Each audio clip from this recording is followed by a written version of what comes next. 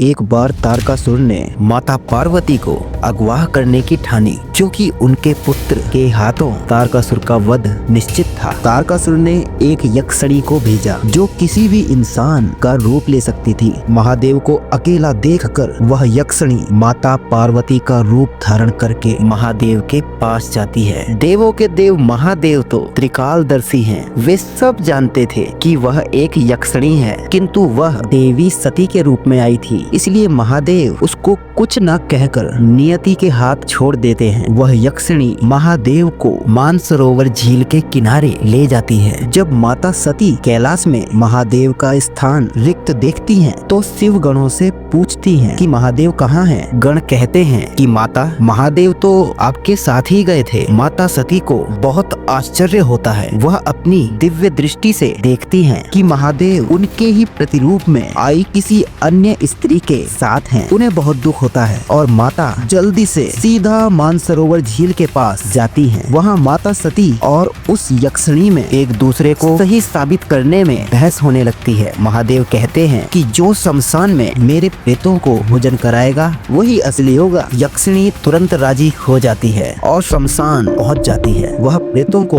भोजन करने के लिए बुला रही होती है। तभी तारकासुर के गुप्तचर उसको बेहोश करके ले जाते हैं। जब तारकासुर ने देखा कि वह औरत वही यक्षिणी है जिसको उसने ही भेजा था, तारकासुर समझ गया कि महादेव ने इस यक्षिणी को मूर्ख बनाया है, क्योंकि मरे हुए प्रेत भोजन नहीं करते हैं। तारकासुर उस यक्षिणी की हत्या करवा देता है। वहाँ माता सती महादेव से पूछती हैं कि उन्होंने उस बहरूपिया यक्षिणी को पहचान लिया था तो कुछ कहा क्यों नहीं? महादेव कहते हैं कि देवी, अपने असली रूप में आने की उसने चेष्टा ही नहीं की। वह तुम्हारा प्रतिरूप बनाकर आई थी, और भला तुम्हारे प्रतिरूप को मैं कष्ट किस प्रकार दे सकता हूँ? माता प्रसन्न हुई।